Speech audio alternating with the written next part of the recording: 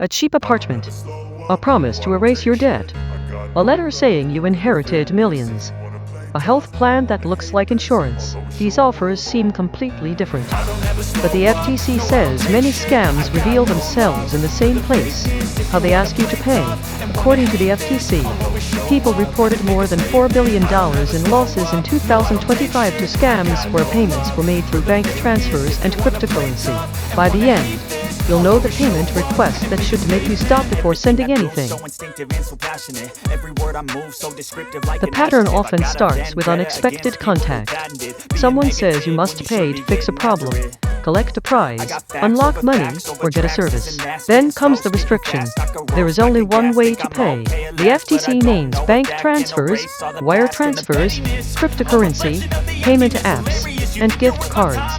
These methods are not automatically fraudulent. The warning is the combination: an unexpected demand, pressure, and insistence that a hard-to-reverse method is your only option. The FTC says anyone who insists you can only pay this way is probably a scammer. Many reports involve scammers impersonating a government agency, a well-known business, or both. Top. Find a real organization through a source you trust. Search the person or company name with words like review, scam, or complaint. When appropriate, pay by credit card when possible. Credit cards offer protections and a way to dispute charges. That one pause can separate a convincing story from a costly payment. Picture a fictional military family receiving last-minute orders. They need a home near the new base, and they need it fast. An online listing appears. The photos look real because they may have been taken from a legitimate listing.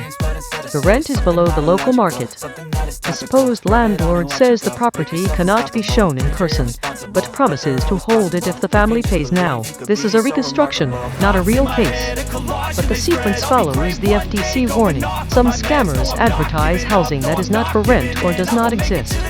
Others copy legitimate photos, post them on another site, and use a low price to attract attention.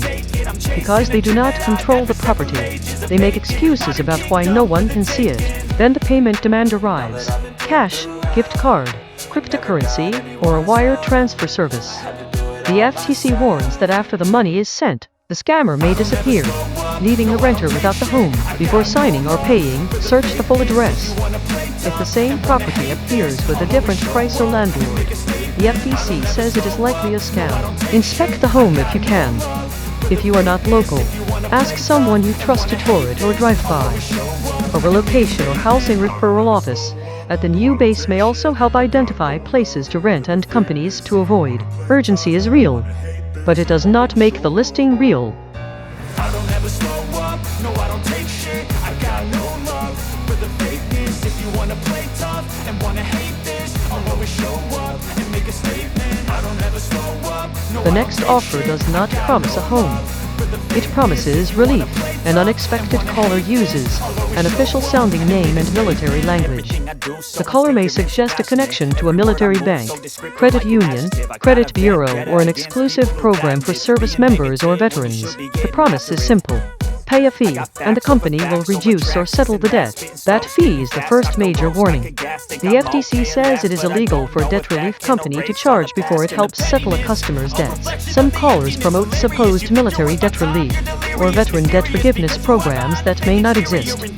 Others pressure people to pay the company instead of their real creditors.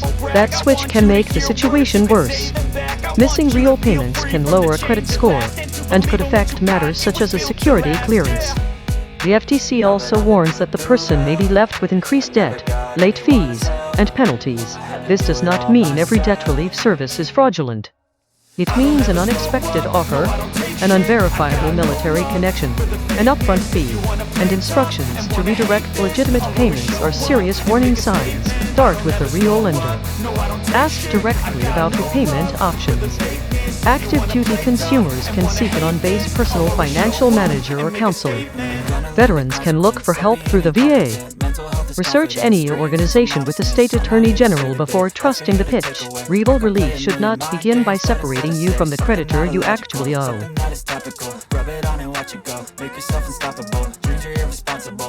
Now the pressure arrives on paper. A letter appears to come from a law firm. Supposed lawyer says a client with your last name died. No heir has been found. A life insurance policy worth millions is waiting, and the proceeds can be divided among you, the firm, and charities. The setup feels formal. The shared surname makes it feel personal. And replying may seem harmless. According to the FTC warning, the sender is not a lawyer. It is a scammer.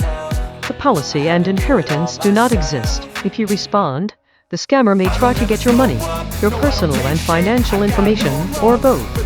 The FTC specifically warns about Social Security and bank account numbers. Do not reply. Do not send money. Do not provide personal or banking information. If a legitimate estate matter ever reaches you, verify it independently before sharing anything. For this specific letter pattern, the FTC's advice is simpler. Keep your money and information to yourself. Pass the warning to someone who may need it, and report the letter. The document can look official. That does not make the fortune real. The final offer may look like a great deal on health coverage. The FTC warns that some shady marketers make a medical discount plan sound like health insurance. Others claim the discount plan gives the same coverage as health insurance when it does not. That distinction matters. In the FTC's video, a medical discount plan may not cover your health care costs the way health insurance does. Do not fill in the blanks from a sales pitch. Take your time.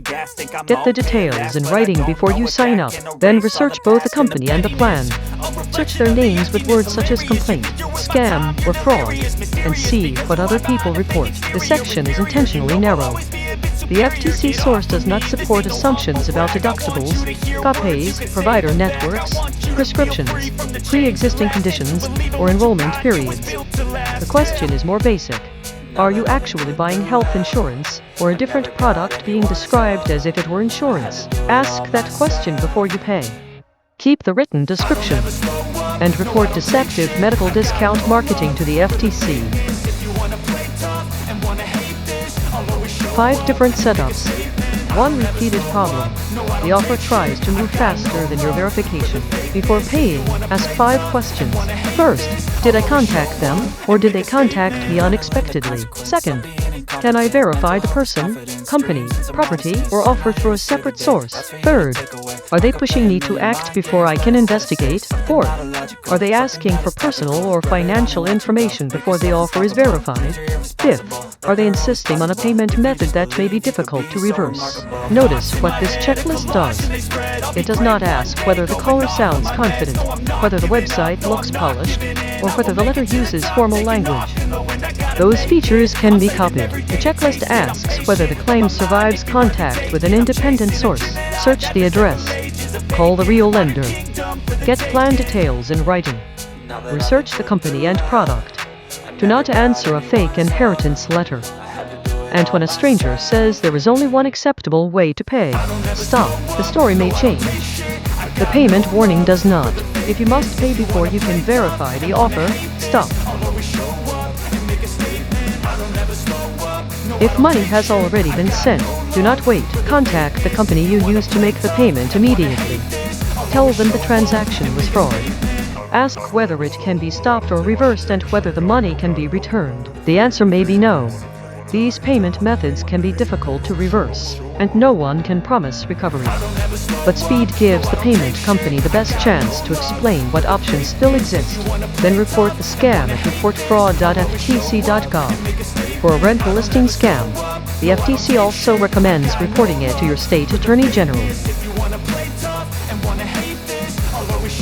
A scam does not always begin with a suspicious link. Sometimes it looks like a cheap apartment, debt relief, health coverage, or a letter promising millions. Slow down before you pay.